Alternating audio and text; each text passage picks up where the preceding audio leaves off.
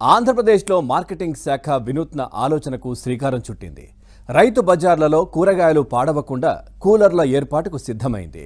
ఇక పైలట్ ప్రాజెక్టుగా గుంటూరులో ఓ కూలర్ను ఏర్పాటు చేశారు.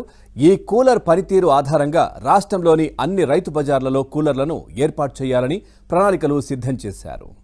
ఆంధ్రప్రదేశ్లో రైతులను ఆదుకునేందుకు ప్రభుత్వం సరికొత్త ఆలోచనలు చేస్తోంది. రాష్ట్ర వ్యాప్తంగా మార్కెటింగ్ శాఖ ఆధ్వర్యంలో రైతు బజార్లు నడుస్తున్నాయి. రైతు బజార్లలో రైతులు, రైతు సంఘాలు నేరుగా తాము పండించిన కూరగాయలను తెచ్చి విక్రయిస్తూ ఉంటారు. ఈ రైతు బజార్లో రైతు అమ్మకాలు చేసే కూరగాయలు పాడవకుండా సబ్సిడీలో సబ్జీ కూలర్లను ప్రభుత్వం అందిస్తోంది. పండ్లు, కూరగాయలు, పువ్వులు నిల్వ చేయడంతో పాటు వాటి సహజ పక్వానికి ఈ కూలర్లు ఎంతగానో ఉపయోగపడతాయి. పండ్లు, కూరగాయల్లో పోషక విలువలు కూడా సంరక్షింపబడతాయి.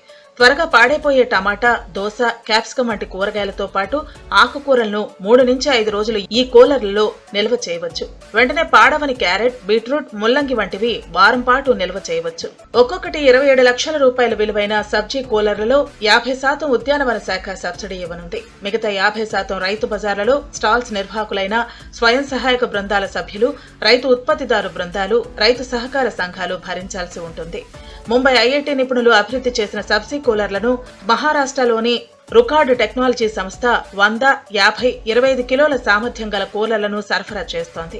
పైలట్ ప్రాజెక్టుగా తొలుత గుంటూరు చుట్టగుంట రైతు బజార్ను ఎంపిక చేశారు. గుంటూరు రైతు బజార్లో 100 కిలోల సామర్థ్యం గల సబ్జీ కూలర్ను ఇప్పటికే ఏర్పాటు చేశారు.